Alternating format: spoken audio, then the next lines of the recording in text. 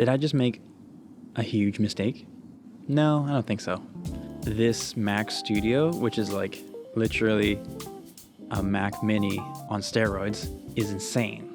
I just recently got this MacBook Pro. It's the M1 Max with a 24 gigabyte GPU. You know, it was a lot of money, but I wanted it to be my main editing thing. Like, I didn't want to have two computers. I didn't want to have, like, you know, a big desktop PC and then also a MacBook. I just wanted just like a one and done kind of thing. It's funny because I'm actually working on a review for this MacBook right now, and then all of a sudden Apple comes out and releases the Studio, and I'm like, what the heck?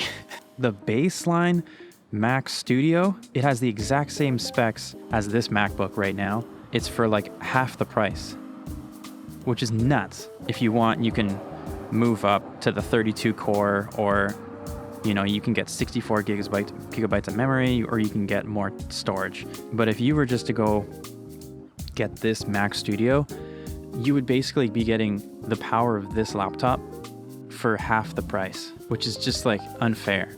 I'm like, what the heck? But that's okay, because I really wanted a MacBook. I wanted the portability of a MacBook. So do I have any regrets? No, because I have the same amount of power. I have the amazing looking screen. I have the portability. I don't know, this thing's been amazing for me so far, so I don't really have any regrets with it. They're doing something really interesting because yes, it is all very expensive because it's Apple. The power that you're actually getting out of these computers is nuts, especially if you're just a video editor or photo editor like me. This is really all you need to get your work done. You don't need any more. You don't need to get the Ultra. That is just completely overkill. If anything, you can get away with just the M1 Pro instead of the M1 Max. But let's just put it into perspective on price, okay? So my computer, after taxes, was around $4,300. Now, check this out. If you get this configuration and then also get the Apple Studio display, you're essentially paying the same amount as this MacBook Pro M1 Max right here, but you're getting it in desktop form, and you're getting more I/O, way more functionality.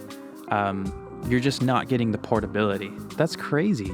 If you don't care about portability, you can spend the same amount and get this. That's gonna make like choices even harder, because like, do you want portability or do you want more functionality and probably just a better screen? I'm not even going to talk about M1 Ultra because it's just like stupidly insane. Like I don't know anyone that's ever going to need that much power.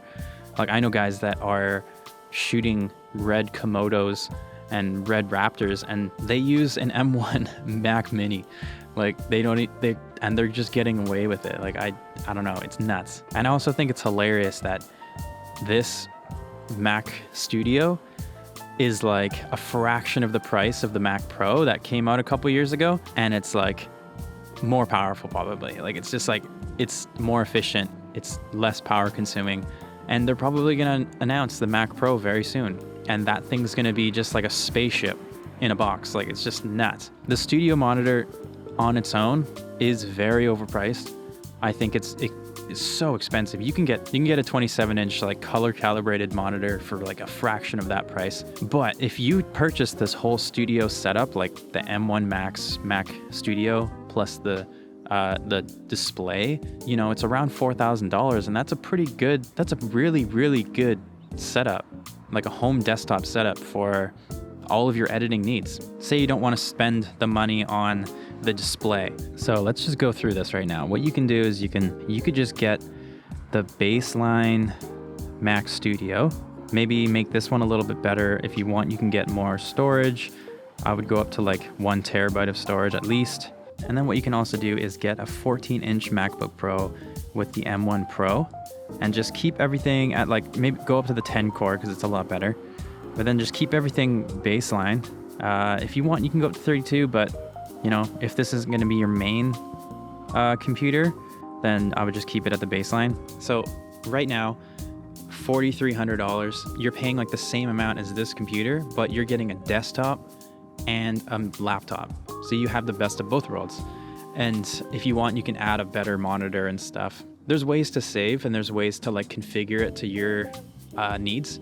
But if you want both, you know, I would just go with like, maybe spec out this Studio a bit more because that'll be your main editing rig. But if you want like a good solid like editing studio or editing laptop on the go, I would get the 14-inch or even like the 13-inch M1 because it's still really good, especially if you edit on Final Cut Pro or DaVinci. Like no problem. It's gonna be perfectly fine for what you need. Do I regret buying this laptop?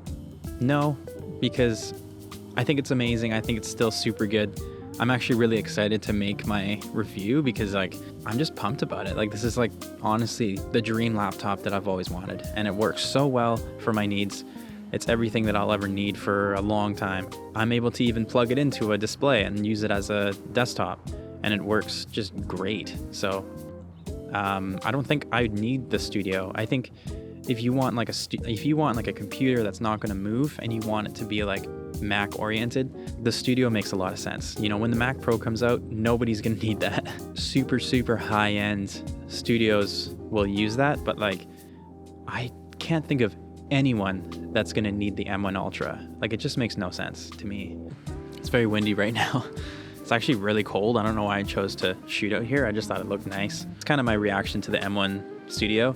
I think it's really cool. I think they're doing some amazing things with that M1 silicon. Like it's so cool. I'm very excited to see what they do with like the Mac Pro, even though I will never buy it. I still think it's going to be really cool and very innovative. So also stay tuned to my review on the 16-inch M1 Max MacBook Pro. I'm really excited to make that video. I hope you enjoyed this video, and don't forget to leave a like down below. Don't forget to subscribe, and yeah, hopefully see you again soon.